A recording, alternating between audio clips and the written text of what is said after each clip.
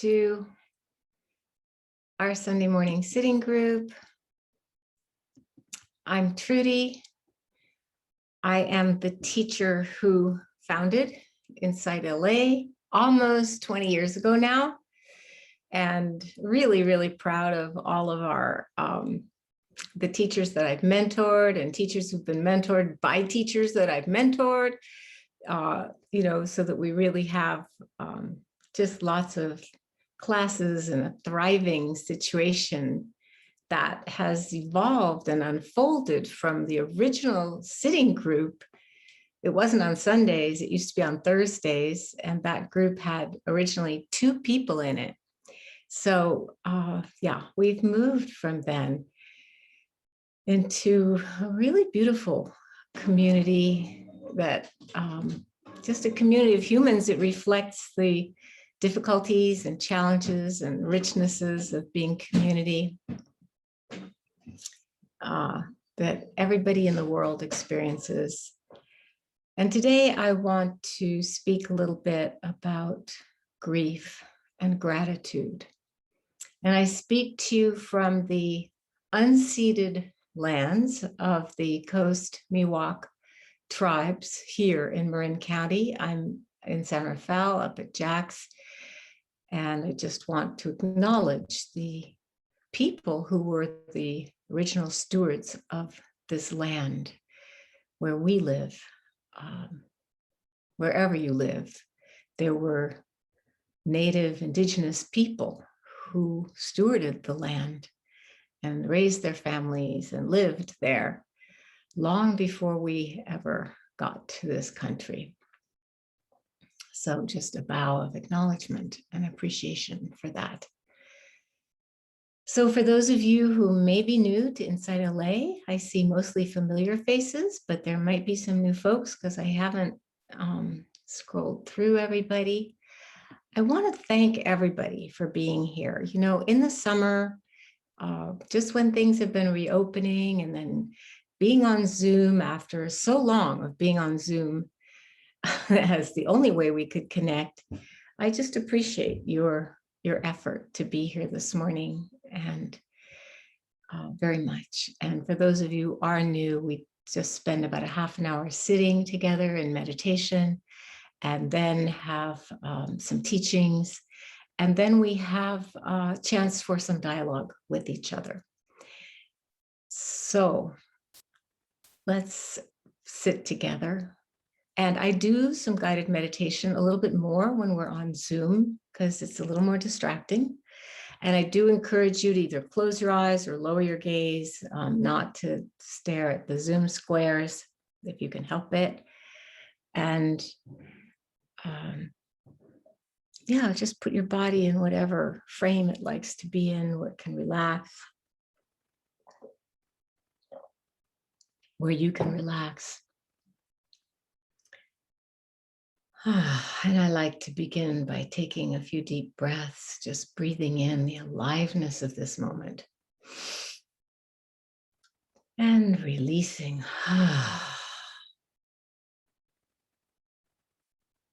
Breathing in, and then with the out breath, releasing any tension in the body completely.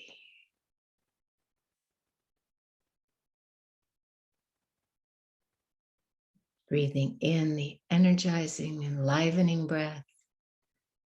Breathing out the calming, relaxing breath.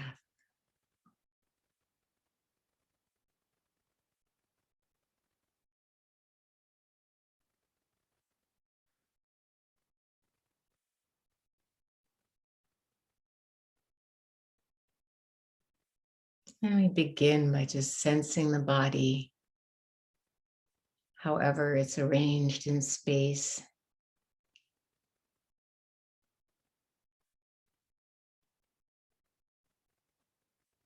Just feeling the stillness of the body, sitting quietly here, or lying down, whatever posture you're in, standing quietly.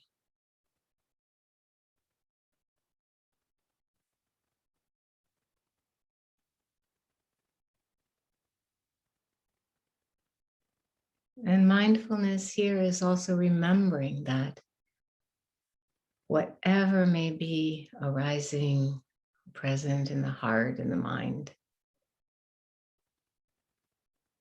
however challenging or distracting,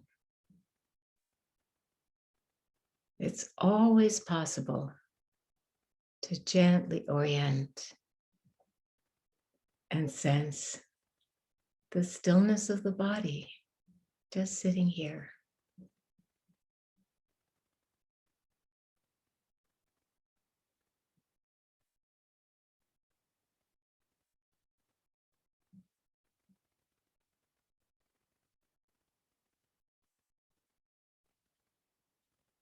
And then feeling the movement of the breath in the body,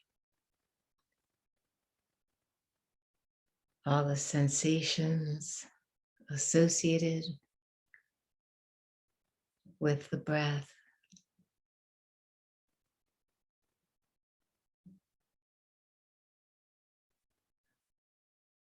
Feeling the ebb and flow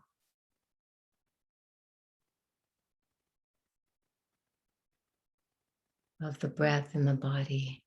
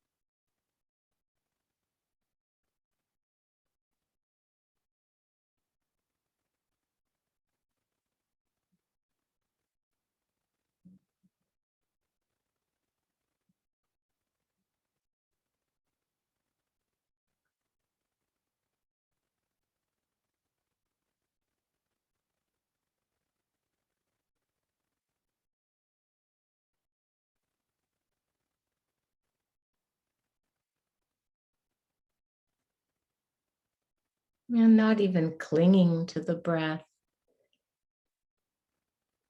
but just whenever the mind wanders into the past or the future, thinking about whatever came before this moment, whatever may follow, just taking a breath to reconnect to being grounded in the body, not the body the way we normally think of it, its muscles and bones and so forth, but the sensations of the body.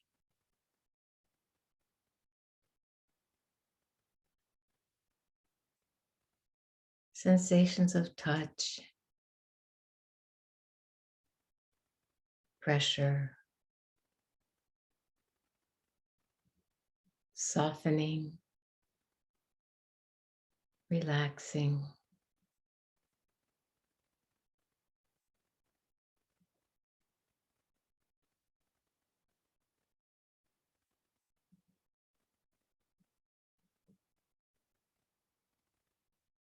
Just staying in this poised, open state.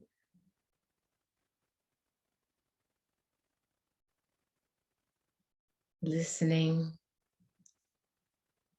to our hearts.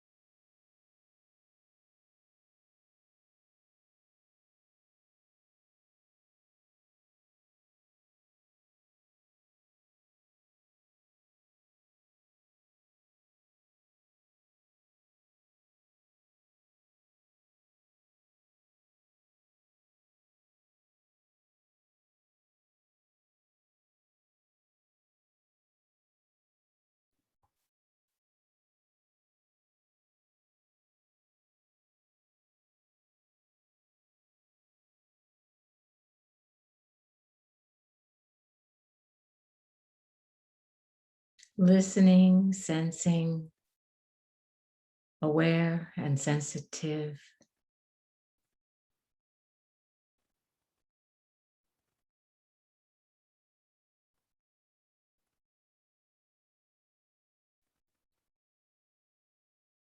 The mind and heart and body come together. Sensing moods and thoughts and sensations shifting across this field of sensation we call the body, this embodied intelligence we call mindful awareness.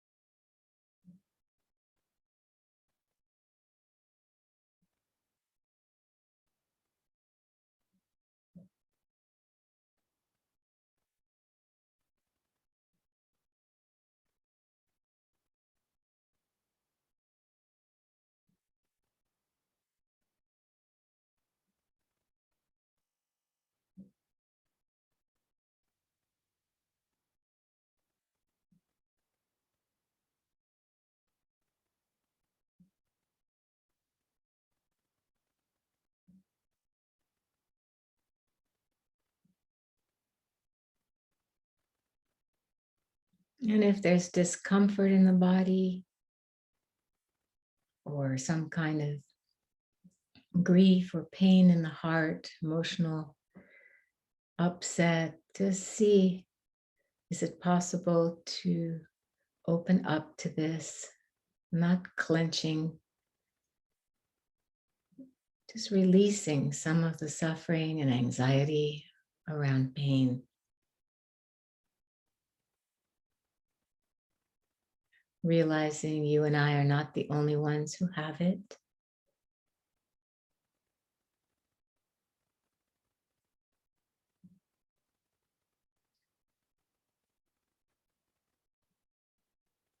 Awareness can be loving and compassionate for the painfulness of whatever might be happening.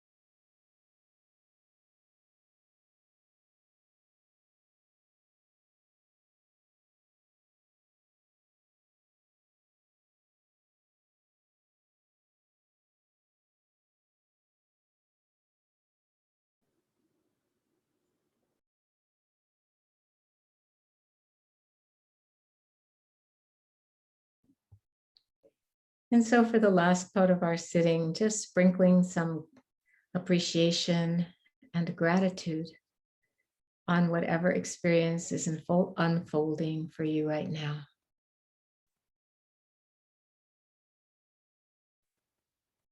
And gladness that we can be sentient, sensitive.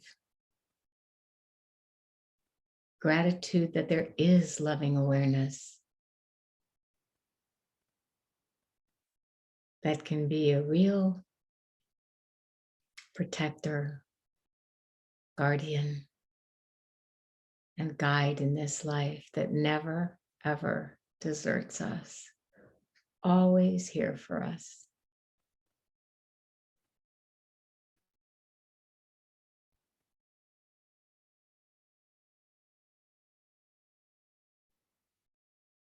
And even when we forget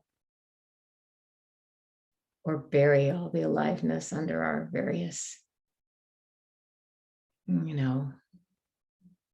obsessions and clingings and so forth, we can always come back. We can always return to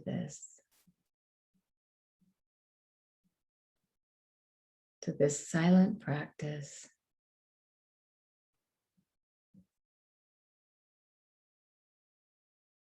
of sensing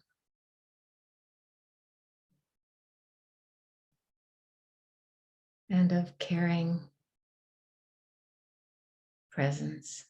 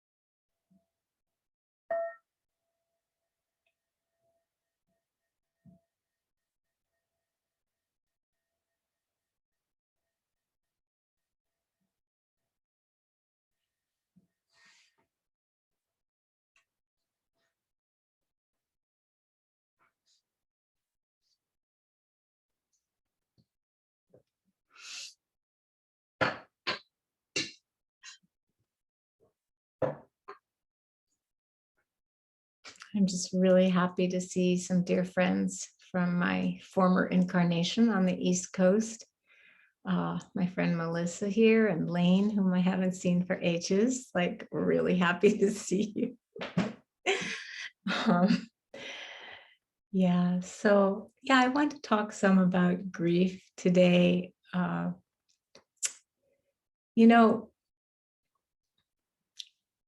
of it is because I just was part of the memorial for my friend Beverly, who died right after her birthday, May 22nd. And part of it is just this process that we're in of reopening and uncertainty, and maybe having a chance to realize and grieve some of the losses that have come from COVID, whether it's the loss of the life we had before, or the loss of one's own health, or the loss of loved ones, or job, or just the changes that have come. And now, of course, with the variant, the uncertainty of maybe facing more losses. We don't know, but I do know that I was planning to teach a full day in person August 7th, and was really excited about that until the mask mandate was reinstated and InsightLA made the decision that we're not ready yet to have big groups in person. So yeah, there's a lot that, well, I think I just speak really from my personal grief of losing a friend and being part of a memorial where the job is, we can't ever bring this person back. The job is to say warm and comforting things that help people, help us all settle into the reality of life without somebody that we never thought we would be walking this earth without. My friend Beverly was significantly younger than I am. So yeah, I didn't imagine that I would be without her. And it's very shattering to lose somebody any time and any age. And of course, some things are more shattering than others, but it's just hard to lose somebody. And we live in a culture that really doesn't acknowledge the validity and the necessity to grieve, and if you are grieving past a few months, well, then it gets called depression. It becomes something that's pathologized as an illness. We live in a snap out of it culture where it's just wrong to suffer too long. And I don't know about you, but if you're grieving a loss that if you think it's too long, you grieve the way that you need to grieve. That's all. And it, as my friend Yvonne Rand, that I've talked about, the Zen priest who used to have a zendo, she's passed away now, in Muir Beach in California. And she had a framed calligraphy by her teacher, Suzuki Roshi, that said, "It takes as long as it takes." This is acknowledging processes that we're not in control of, that we're not in control of them. The comedian Lenny Bruce said, I watched a clip of Dustin Hoffman playing Lenny Bruce saying, we all live in a happy ending culture, a what should be culture. We're all taught that fantasy. But if we were taught, this is what is, this is how it is, then I think we'd all be less screwed up. I don't think he said screwed up, but you know what he probably said. Yeah, it's just, and this is where, it's so reassuring when we hear the teachings of Buddhist psychology and philosophy, and that, the truth of suffering, that there's something noble about, but we acknowledging it as humans, we do suffer.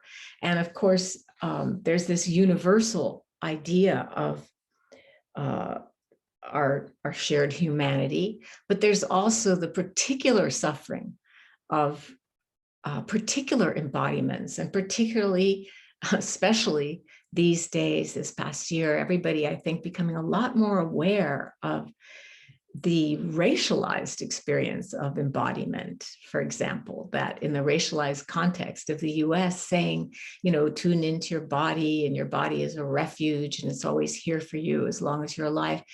It can have a different meaning. I read a paper by a young South Asian woman named Nalika Gajawira. I may not be pronouncing her name correctly because I haven't met her yet. I'm going to meet her in a couple of weeks, and I'm looking forward to it. And she writes about this, about the different meanings of the instructions to be present in the body, depending on the context in which your body is existing. And so all of this is part of the first truth, the fact of life. Stephen Batchelor calls them tasks, to realize this first truth of life about suffering. And then there's that second layer of suffering, the part that feels like it's wrong, or it's going on too long, or that clings to it as the last shred of connection to our loved one. If we stop grieving, will we have forgotten them? Is it being disloyal to stop suffering? I mean, all of this is, it leads to this sense of incompleteness and looking outside ourselves for answers, and that a loss of connection to our hearts, and instead a kind of objectification of our experience, you know, where we're peering at it and judging it, comparing it to what we think it should be. And, you know, and I think that when we lose somebody to death, the internalizing of that loving relationship, that is our connection.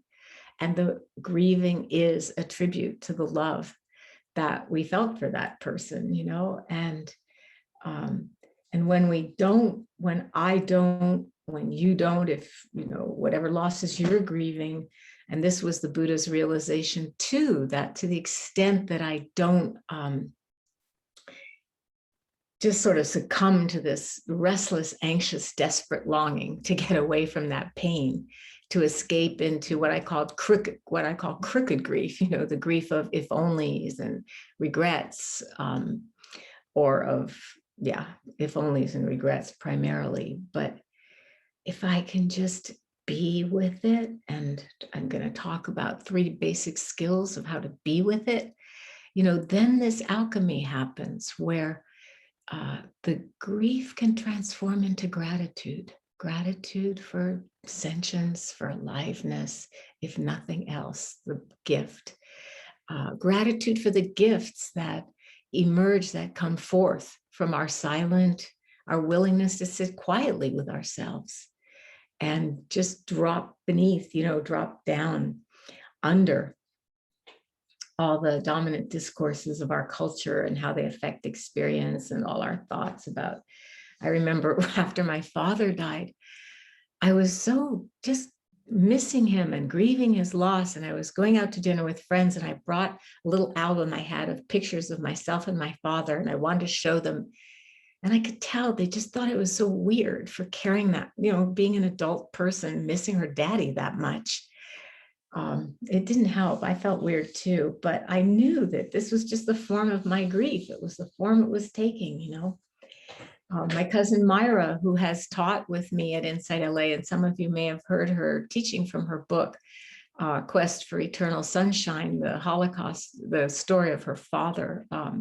Well, both of her parents were Holocaust survivors who met in a refugee camp, or I don't know if they met in the concentration camp or afterwards in a refugee camp, but you know, she grew up with parents who were called depressed, but really came to understand that this depression was grief, and that this grief was a kind of creative process of coming to terms with being the survivor, of having lost so many family members.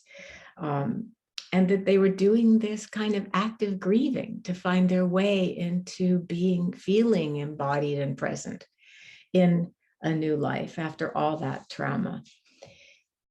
So what can we do to change grief into gratitude? You know, I must say with Beverly, I'm not quite there yet. I can see that grief is a teacher. I can see how it opens our hearts, cracks us open. I've seen this over and over, because this is not the first, as you can imagine at my age, the first loved one that I've lost. And none of us wants to immerse, well, mostly we don't want to immerse ourselves in grieving. It's painful and hard work. And yet, when it breaks our hearts, it also breaks them open. And we do then begin to feel an increased sense of gratitude for for just being alive, and the little things of our lives that bring us joy. And these experiences do bring us gifts. But I said I would talk to you about the skills in this process, you know, and the skills are very basic practice skills that we've all been using and developing and cultivating in our meditation practice and our mindfulness practice off the cushion or the mat, and paying attention, attending, being attentive, recognizing and acknowledging the pain that we're in, or the suffering that we have, or the grief that we're grieving. Those first two steps of the way that we learn to work with emotions in Vipassana meditation, the RAIN method: recognize, allow, and then get curious, get interested in this experience. It's hard to get interested in the experience of grief. But at least we can recognize this is where the mind and the body help each other. The body and the feelings of heaviness, or however it's experienced in the body, helps us stay present. And the mind, knowing all things are impermanent, all things will pass, the mind can encourage us to stay with the felt experience. Whatever it might be. And grief takes lots of forms of not just sadness, but sometimes self-hate, and sometimes, as I said, regret, and just all different kinds of, sometimes numbness, sometimes just, catching you by surprise with the sound of a song. So just attending to, paying attention to, this is how we open that window of tolerance that Dan Siegel talks about. This is how we open it and develop more resilience and bravery and strength to face the difficult emotions. And then, it reminds me too of Christiana Wolf, who is one of our most senior teachers at InsightLA, and she just wrote a book called Outsmart Your Pain, on using mindfulness to work with chronic pain. And she's a physician, and she used to be a gynecologist and work with women who have cancer and do surgeries and things like that in her previous incarnation in Berlin as a physician. And she always uses the metaphor or the analogy of contractions in labor, and how it is possible to move toward and move into the experience of the contraction, actually, and then begin to notice the moments in between where there is actually not a contraction happening, but we dread and start to expect the next pain, and so therefore don't fully enjoy or appreciate the pause between the contractions. So a simple way to do this is to just locate the feeling in the body. Just see how it is for you when you're sad, just seeing how it is, and then breathe through it without trying to change it or end it. And remembering what Lenny Bruce said, if we were taught this is how it is sometimes, there's nothing wrong. It's not a mistake. And then, and this is how we, by increasing our strength and tolerance and bravery and resilience for painful feelings, it's befriending them. It's being willing to come close enough to feel it fully, and then it is free to move and change and shift and morph, because that's what experience does. It shifts and changes, which is such good news when we're unhappy, and rather dubious news when we're just sitting on top of the world. Who wants it to change then, right? And then there's surrender, that funny word, surrender. Why should I surrender? I'll just drown. It'll destroy me. No. Surrendering, that's really the spiritual part of this process of acknowledging that we can say yes even when we want to say no. It's like being with my friend Beverly when she was going through her dying. After she died, I felt, I think I should have expressed more of my sadness about losing her. But that's not true. That wouldn't have helped her. She still had to do the work of her own letting go. And so it really wouldn't have helped her to dwell with her, even with her, on my sadness. She had her own sadness. And so what really, in that moment, there's no pressure, feel better, get better. All I want to do is help. And what is the best way to help when we're with somebody who's giving birth, or somebody who's dying, or somebody who's really going through it? How can we help? Just that presence, attentive, willing to befriend whatever's happening, and surrendering, acknowledging this is what it is. This is how it is right now.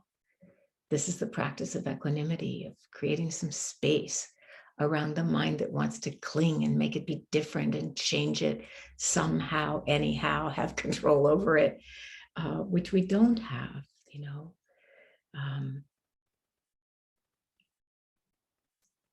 and I feel like, in spite of my, if only I'd said this or that, the way that I was with her was actually what was needed. That simple presence, that simple love, that simple willingness to sit with her in the midst of what she was going through. And yeah, it takes courage. And how do we build that courage? And how do we develop that courage?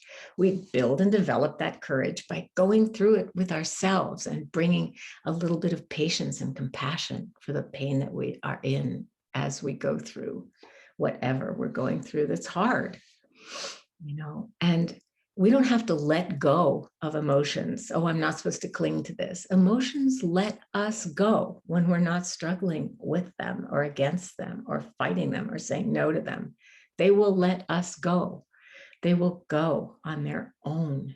And when we let those feelings flow, especially those hard ones, something very unexpected can happen. We can't expect it to happen, because then it's not unexpected anymore, right? It's something that I was talking about, the gifts that come forth, the gifts of healing, the gifts of feeling, of being able to relax and be in a kind of harmony with the experience, actually. And that unimpeded grief, that flow of sorrow when it needs to happen, actually does transform into wisdom and compassion and gratitude and this heightened ability to appreciate life as it is, to feel joy, and to be mindful of the despair that comes too. I found this poem that I want to share with you. I can find it. It's by one of my favorite poets, Theodore Roethke, who says, this poem is called Against Disaster. He says, now I'm out of element and far from anything my own. My sources drained of all content, the pieces of my spirit strewn. And that's how grief feels, doesn't it? All the meaning drains out of life, all the things that we cared about before. My sources drained of all content, the pieces of my spirit strewn. This flat land has become a pit wherein I'm beset by harm. The heart must rally to my wit and rout the specter of alarm. I love this because and I didn't read the whole thing, I just read you, but you got the picture, really in this place of total despair, feeling everything's meaningless, everything's random, wasted, no good can come of anything.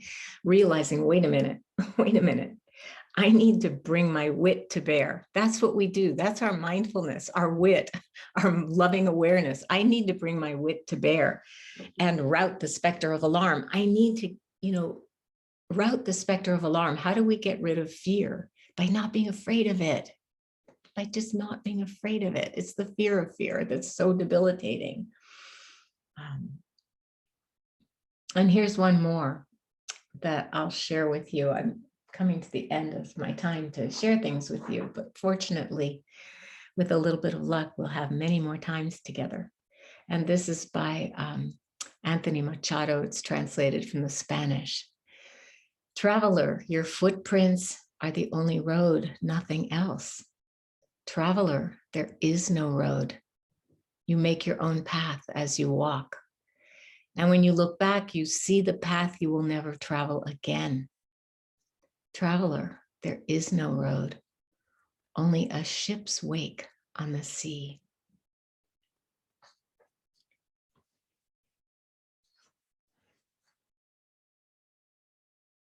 So I could go on and on. Once I get into it, I love these teachings, how to be with life, how to be with ourselves, how to be with each other, how to be with our grief and make room for it to flow into something else, something that does resemble appreciation for this life. These are the teachings that we're blessed to have and to share together. So now it's your turn to bring your reflections, responses. It doesn't have to be to anything that I've said. It can be just something you're wondering about in your own practice of your meditation, or anything that's coming up in your life that's related to the teachings we study and practice here. If you have something that you'd like to say, you can use the reaction button on the bottom left of your screen. I don't know where it is on the phone or the iPad, but if you're on a laptop or a computer, and use the raised hand function, and then Kathy will call on you and invite you to unmute yourself.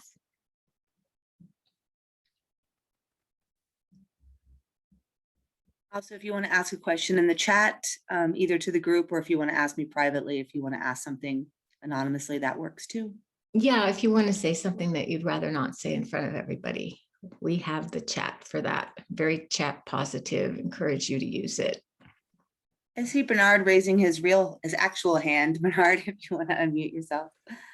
Yeah, it was just too hard to find the reaction button, but I just wanted to share that my wife and I both lost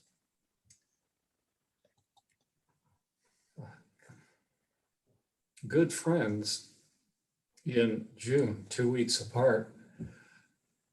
But what really impressed me about the experience is the connection of the funeral and these people just brought me together with so many others. And it's that sense of connection that I feel so much and was so surprising to me. And as someone said in one of our talks here on Sunday, not all that is good is bad, not all that is bad is good. There is certainly some good within all of that. And I really felt it, and it's good. Thanks. Yeah, thank you, Bernard. It was my first teacher, the Korean Zen master, Daesan Sanim, who said, a good situation is a bad situation, and a bad situation is a good situation. Of course, he was talking about for our practice of loving awareness and our ability to live with not knowing, to live with joy in the midst of the uncertainty of our lives. That's what he was talking about. But it is true what you're saying. And that's sort of what I was saying too about this alchemy. Yeah.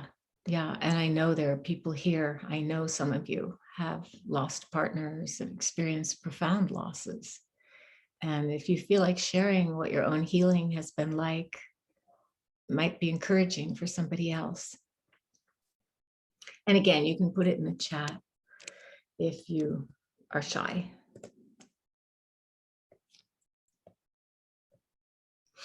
And I'm just putting the other poem, which I really love, in the chat. Oh, good. Thanks, Trudy. I couldn't find that one quickly. I'm just putting the line, yeah. Yeah. Liz, I see your hand raised if you want to unmute yourself. Hi, Trudy. Hi. This is a very important topic. We're not supposed to grieve. We're not supposed to show it to other people. Right. And I really appreciate you doing it. What I've been doing with folks who are grieving, and I know you know this needs a lot of sensitivity. The step from grieving, let the grieving continue, but also after a while, we don't know how long, to talk about celebration.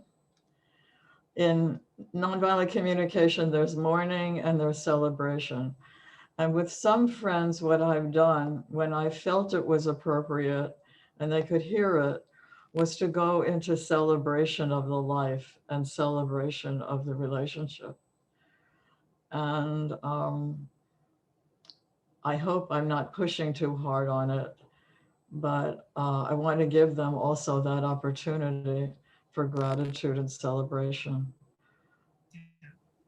I think what you said, it is delicate. The timing is everything, you know, Yes, yes. and we follow the mourner's lead in terms of gauging the timing. And when it's time, like to Bernard, to just say, I'm so sorry that you lost two friends Yes, so close yes. together. And then a memorial, which is usually more the celebration of that person's life, that brings people together. And yeah, that's beautiful. Thank you. Yeah, I'm just thinking of a friend who probably won't be around much longer, but what joy she gives me. How wonderful that we've been friends. How awful it would have been not to have shared that, and how much it's meant to me. So just want to mention that. Yeah, thank you. Thank you so much.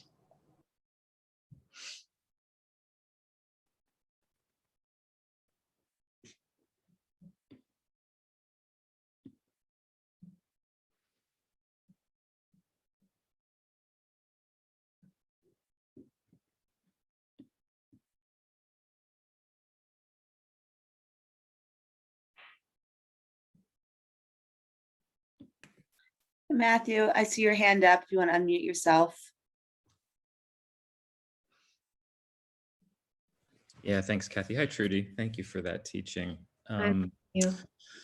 My question is, in terms of grief, I wonder if you have any thoughts on grief that's not necessarily about, you know, loss of another or progressing toward, let me put it a different way, grief that might be around something like, say, a chronic illness, and the grief that you might experience from no longer being able to perform some of the tasks you might have been able to perform, et cetera. I wonder if you have any thoughts around working with that type of grief, if it's any different than working with, you know, grief where you're looking towards, you know, healing, although I guess you are looking towards healing in a different way. I'm sort of answering my own question as I ask it, I guess. But Oh, I love that. I love when people answer their own question as they ask it. Yeah, no, it's no different. It's no different because the losses are real. You know, if you have a diagnosis, I mean, you know, I spoke with a friend this morning who has the real possibility of blindness in at least one eye, and it's something that was avoidable, but wasn't cared for by the doctor that they sought out. And who knows what will happen as a result of the complicated surgery. But the reality is that there's a lot of grieving that goes with facing a situation as it is, and then having the wherewithal to sort of muster the resources and the strengths and the gifts that are remaining, to live as best and joyfully as you can. And fortunately, not unfortunately, and fortunately, we have lots of models of people who are doing just that, who can inspire and encourage you and me. Yeah, no, it's real what you're talking about. It's very real. It's no less real than you're losing, you know, a loved part of yourself in your life when something like that changes. And I don't know if you're talking about yourself, but just in case randomly you might be. Yeah, and I'm sorry for whatever change is bringing you some losses. I hope they'll be temporary. And if they're not, I know you will use your practice to create a new life. That's really good. Yeah, thank you. Yeah. So Bob and then Christine, I think. Bob, you want to unmute yourself?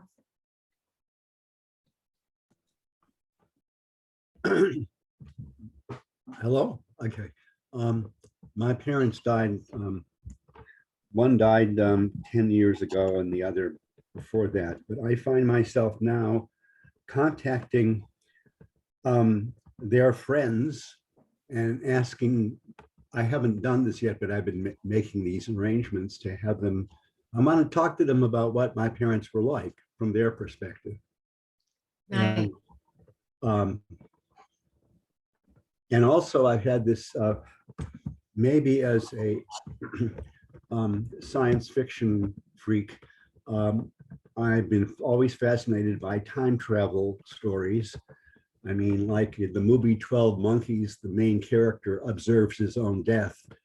But, you know, to be able to go back and see myself when I was one with my parents when they were then, I mean, that would be impossible, but it's a way of somehow dealing with the passage of my own life and their life. So That's beautiful. Thank you. Thank you. It's really beautiful because what you're talking about is keeping the loving connection alive in your own heart, even without physical presence. And that is extremely important and hugely comforting, as it turns out, because it's what we have and it's real. That part is real. yeah, there's another aspect of this, which is when I was going through a crisis in my 20s, my father did what he could. He sort of came from a grit your teeth and snap out of it culture. And he wrote me a letter saying I should do that, which I, at the time, did not understand at all and even resented. But I can look at the letter and think, oh, you know, he's really trying. And then I've gone through the same thing with my own son. It's sort of like a Groundhog Day experience. Yes, yes, it's really interesting. Oh, there's some expression, but I can't think of it right now. Maybe you can. It's something about how, you know, we get wiser and our parents get wiser. I don't know how it goes. It's something about as we grow old and get wiser, our parents seem wiser or something like that. Anyway, Yeah. I appreciate the wisdom that was behind those traditional attitudes and the care that they were intended to express, even if they definitely missed the mark, right? Right. That's it exactly. Yeah, thank you. Thank you. So Rick has a question in the chat. I want to go to Christine first, but I see your question, Rick, okay? You want to unmute yourself? Christine, yeah, unmute Oh. yourself. Hi, thank you. Hi, Trudy. Oh my God, so happy to see you again. I'm really happy to see you too. Yeah, Hello, it's been a while. everyone. It has been a while.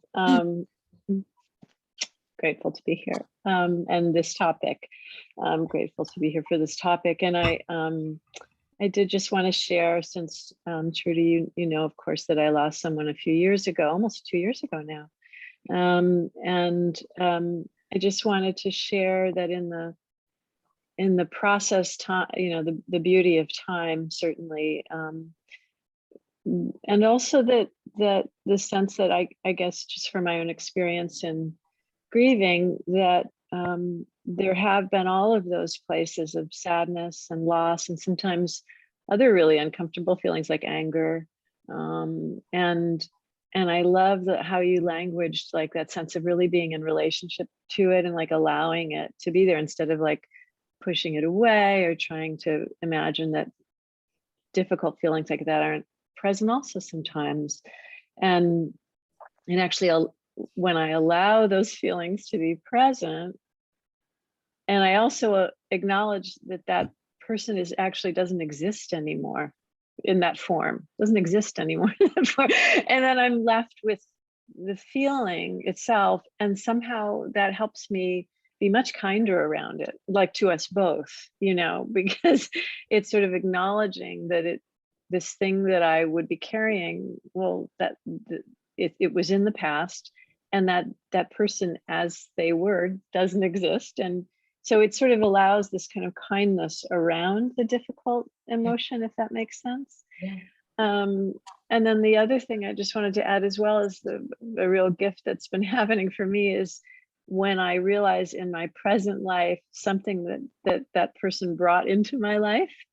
For me, one of those things was bread baking. Like every time I go and make a loaf, I just sort of mentally and from the heart, I just say thank you, you know, and that's been a really lovely practice. So just wanted to make those points, and thank you. Thank you. Thank you. It brings tears to my eyes when you talked about the bread, because I could just see Joe and his bread. Yeah. That's Yeah. beautiful. Yeah. Thank you Yeah. so much. And thank you for naming the anger. I didn't name the anger. And that's really important too. It's an expression of grief. I talked about self-hate, but there can also be anger and hate toward the person who left. Like, how could you leave? As if they could have prevented it. But the mind, you know, it's not rational. Emotions are not. We know this. Yeah, thank you. Thank you, Trudy. Okay, so Rick asked, does grieving include some mitigation through thought about what goes on past death? Do you see such contemplation as avoidance of a necessary process taking place in the moment? Okay, so that's a great question. You know, I think that there's huge comfort that people derive from having beliefs about what happens after death. We have to say beliefs because, you know, we haven't been there yet, any of us. But I think that, you know, people who actually believe in heaven get a lot of comfort from that. I don't think there's anything wrong with having beliefs that comfort you about death and loss. I really don't. I don't think you can avoid the process of grieving that way. Perhaps if it works and you can, I don't know. I mean, I don't have that experience myself. I think of them more as simultaneously, that they can coexist, Rick. Like, I might have a childlike belief that when I die, I'll get to see my mom and dad and Gavin and Ramdas and Beverly again. I do have a childlike belief. It's not based on anything. I just sometimes think that way. Like, oh, goody. There's a silver lining. When I die, I'll get to see all my friends and loved ones again. That's not rational, of course, who knows? But that feeling can peacefully coexist with the feeling of being shattered and devastated to be walking the earth without somebody that I thought was always going to be keeping me company and making me laugh along the way. Do you know what I mean? It's not either or. So yeah, it's not either or. I do think that what's important, and this isn't what you asked about, but I think it's really important, is for us to keep the awareness of our mortality, to keep death as an advisor and a guide to our actions and what we do with our life. That's important, because death is real and this body will be a corpse. And so it's important. It's just important to remember that. And maybe you wouldn't change, you know, one hair of your life with that in mind, but maybe you might. There might be things that don't bother you quite so much in the light of awareness of our mortality. So that part is really important. I think there was another question in the chat. There is. Oh, okay. How much should we do concentration meditation versus insight meditation? Again, you know, we separate them out to talk about them, but they're really linked, and in the most practical way, we cannot do insight meditation without some concentration meditation. And what I mean by that is mindfulness allows us to learn from our experience in a deeper way than we're usually taught to do. But one of the things that is required to learn from our experience in that way is the ability to stay with it long enough to observe how it arises, how it passes away, for example, to observe the characteristics of experience like impermanence, that all things appear and vanish, or to observe the truth that there is suffering and there are ways to work with it. It's workable. It can be workable. Or to observe the third mark of existence, that it's not personal. We don't have to take it personally. My mom told me the story. She used to volunteer at a hospital and overseas where they were living. And she told me the story of this woman, and I think she was 93. She was 93, and she was moaning in her hospital bed, why me? Why me? Why is this happening to me?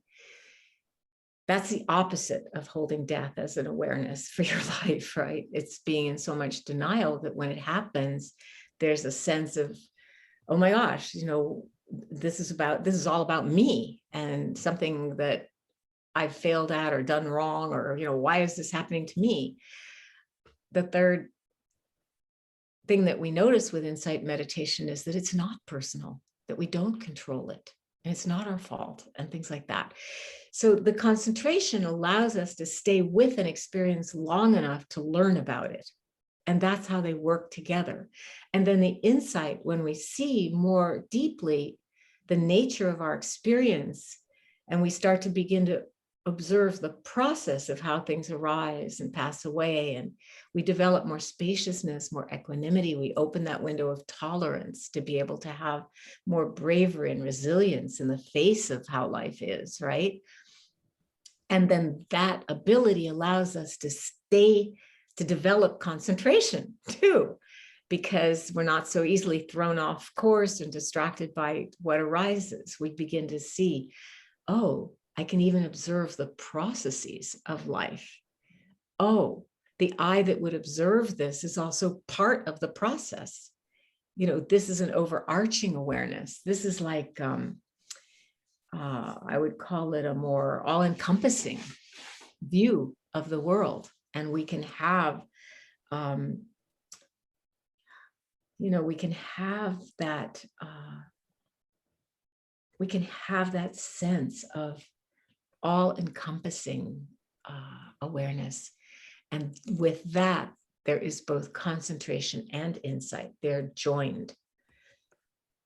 So that's a bit of a long answer, but it might clarify something for you, I hope. And if not, ask more, okay? In the chat, ask a follow-up. And in the meantime, Mitchell, yeah. Hi, Trudy. Hi. I love the topic today. My younger brother actually just lost a close friend in an accident. So this is gonna be great to share with him. But I also want to talk about a year in my life. I was diagnosed with type 1 diabetes when I was 2 years old, but there was a year through high school where I was kind of like in denial about it. And I guess held I don't mortality. understand what you got. I don't understand what you got diagnosed with. Oh, type 1 diabetes. Okay, I just didn't hear you. Okay. Mhm. And so there was a year in high school where I was kind of in denial about it, and I was contemplating, mortality. And it was something that I have kept on my mind for a long time. Sure. And I was wondering, when you were talking about holding that in your awareness, is that something that should constantly be in awareness, being held consciously, or something kind of like other feeling states and emotions that kind of just let come and go when they arise? What do you think, Mitchell? What's your experience? You're somebody who has had, awareness of your mortality front and center at different points. It seems that when I had consciously held it, there was both good and bad outcomes as far as what I assumed to be good and bad outcomes of that. But then there's times where it just appears, and it just comes in like a flowing thought. And sometimes I hold on to it, sometimes I let it go. And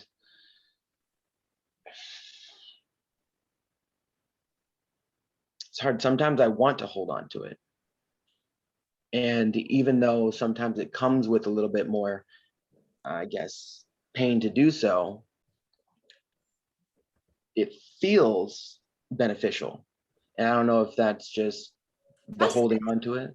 No, trust it. If it feels beneficial to you, it's beneficial for you. And I think the question about, I don't know, maybe I shouldn't even confess this, but I can't hold anything in my awareness all the time, constantly, and not even awareness itself. I forget.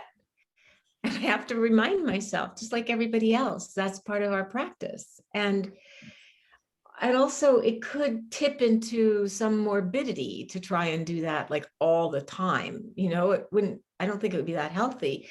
But when I think it's important is when you're making decisions about what to do at a decision point, or if you are tempted to do something really foolish that might have pretty bad effects downstream of doing it, that's a time to ask, well, wait a minute.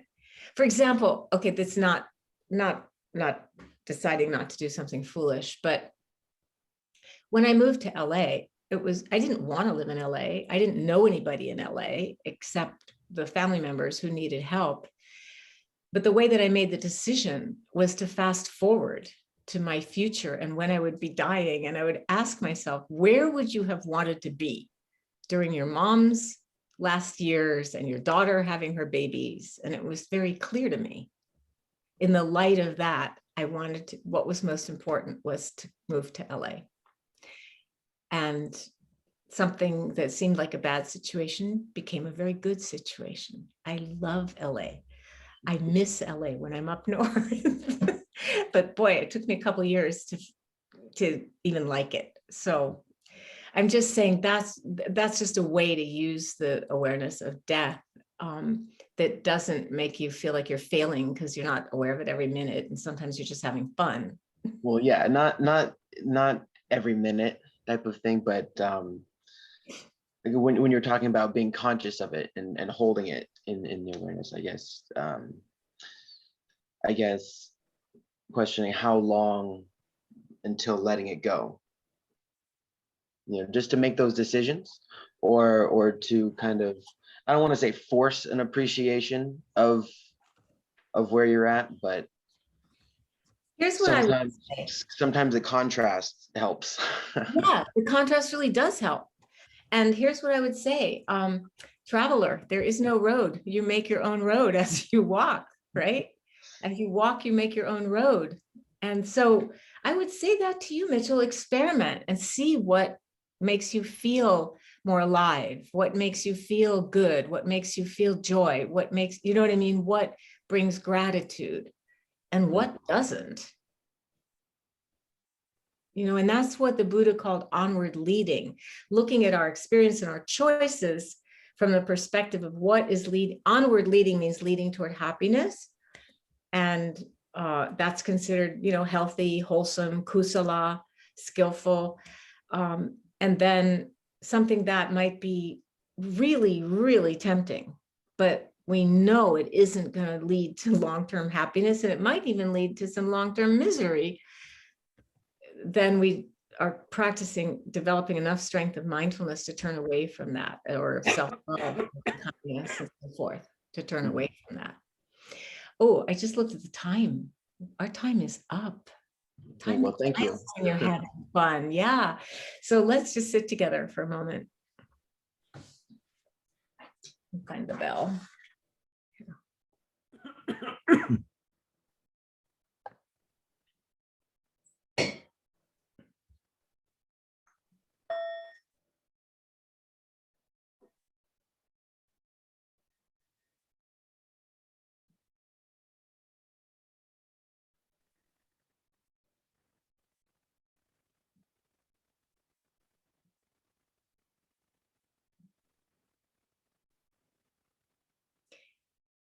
And whenever we come to the end of our time together, we just do this practice of sharing the blessings of our practice. It's a kind of imaginative generosity where whatever has been good, whatever we've learned, whatever's been beneficial in this time of meditating and hearing teachings and learning with each other, we offer this freely from our hearts to all beings who need these teachings, to all beings who are suffering.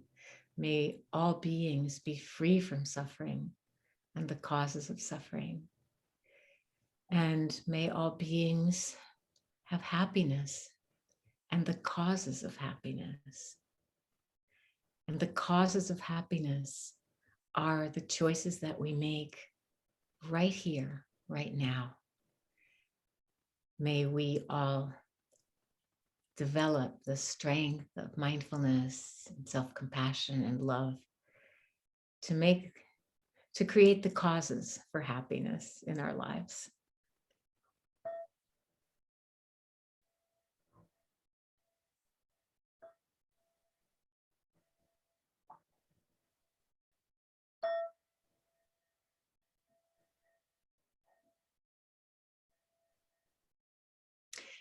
So next week, Jocelyn Hitter will be teaching this group. I will be in a writing workshop. I am loving learning about writing, but it's a lot to learn. Those of you who are writers, I have no aspiration to say I'm a writer yet, but I'm learning. So Jocelyn will be teaching next week. She's one of our wonderful InsightLA teachers and the daughter of Ethy, who is in this group on Sundays. And we can't see Ethy because she practices lying down, but I see that you're here. And so have a wonderful time with Jocelyn next week. You will, I know, because she's great. And I will see you in 2 weeks. If you want to unmute yourselves and say hi, goodbye.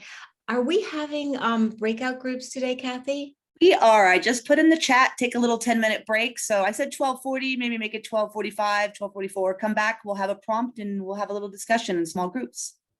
And I really encourage you to come back for the breakout groups, because when we're meeting on Zoom like this, there's just very limited way of getting to know each other. And the breakout groups are just a really nice way. Yeah, we've really gotten to know each other. So it's been really nice. Yeah. Thank you for doing that, Kathy. And thank you everybody for your practice. And oh, there's Jocelyn. Jocelyn. It is Jocelyn. There she is. There's Joss. She's Hi, going to Jocelyn. be next week. Thank you. Okay. You unmute, say goodbye. Thank you, everybody. Bye. See you next week. Bye. Thank you, Trudy. Everybody. Thank you, Trudy. Bye. It was Trudy. great. Thank you, Good to Trudy. go. Bye-bye. Thank you, Trudy. Thank you.